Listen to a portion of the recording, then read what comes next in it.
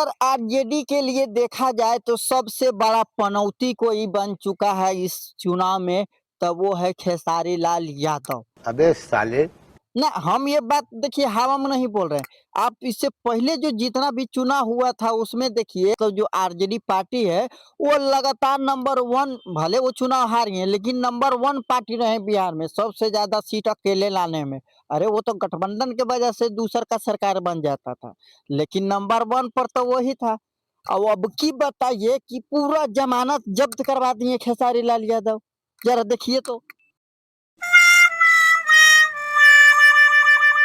अभी सब देखने के बाद आपको क्या लगता है कि पनौती है कि नहीं? मुझे तो लगता है कि 50 है, 50 जो सबसे बड़ा पनौतियों को बाप होता है।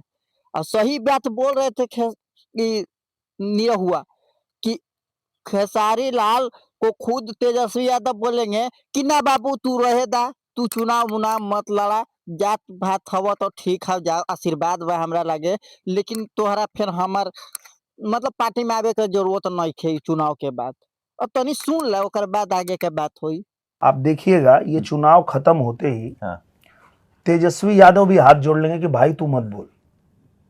अच्छा, तेरा चुनाव हो गया ना, अब तू चुप रहने तो तू हमको भी ले डूबेगा। तो ये स्टेटमेंट सुनने के बाद आपको क्या लगता है कि वो सही बात हुआ कि गलत हुआ, बताइए।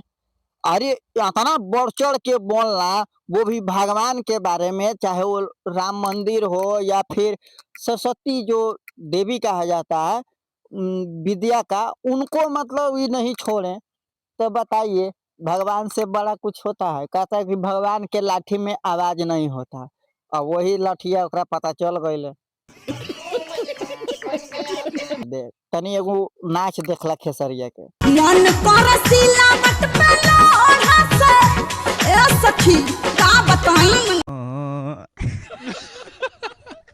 अब मजाक से थोड़ा हट के बात करते हैं, तो आप लोग कमेंट करिए कि आखिर खेसारी लाल यादव किस वजह से हारे हैं।